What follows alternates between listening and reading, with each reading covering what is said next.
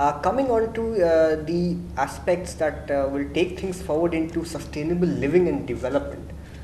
Uh, Resource generation has always been a problem in India, given a lack of financial resources to begin with and the ability to marshal all these resources and put them into productive use and have a highly productive output. So, where along this entire line of chain, from planning, resource raising, right up to implementation, do you think we really lack and we really need to work on?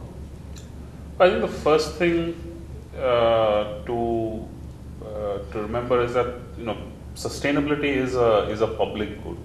It's not no individual has any immediate tangible material interest in sustainability, because you as an individual will decide your consumption pattern and your activity pattern, your choices will be dictated by your own self-interest. Let's just accept that there is no moral judgment involved. This is just to be taken as a fact.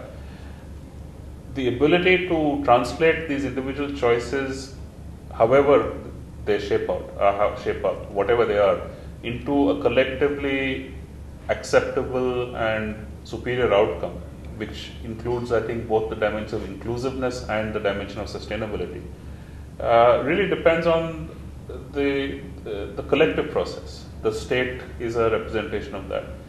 So, how do you ensure that individuals make choices that are consistent with that broader collective goal? That is the key question that a regulator needs to answer, right?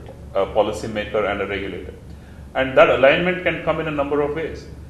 We have experimented globally over time with every possible combination of what is called command and control, which is just tell them what to do and punish them if they don't comply, to market-based incentives, which are let's build disincentives and incentives into the prices that consumers face, so that they will make choices consistent with the collective goal.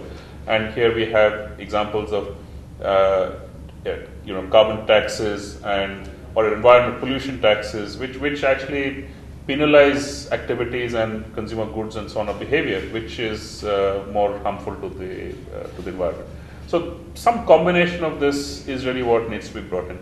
But I think unless we accept this fundamental principle that individuals are not going to be, some of them may do. I mean, many individuals may choose to follow an environmentally disciplined and sort of should I say hospitable kind of lifestyle. Don't get into reuse, renew, recycle, all of that. That's great. And if people want to voluntarily to behave in that fashion, that's fantastic.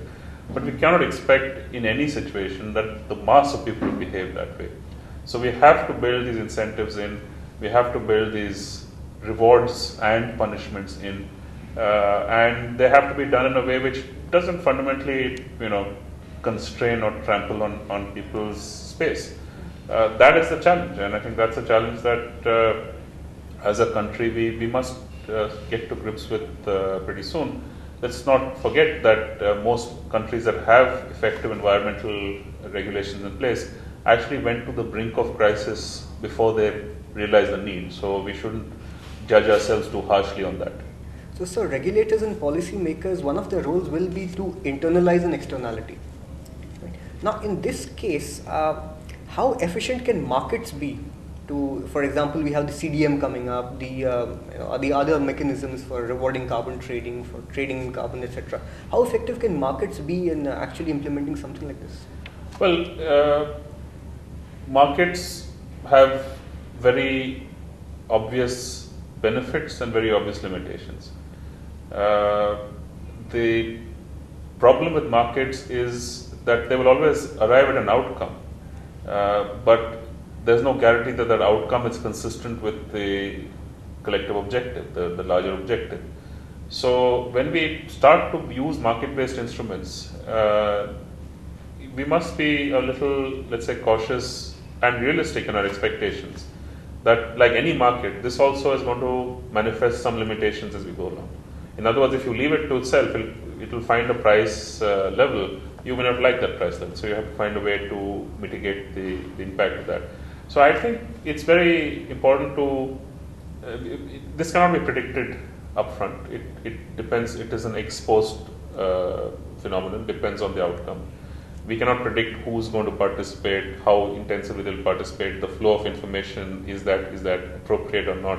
These are things that you discover as you go along, and I think that's why regulation is such a dynamic process, which is that it has to keep tracking the performance of the market, keep assessing whether the outcome is consistent with the broader objective, and then find ways to bring the two into alignment.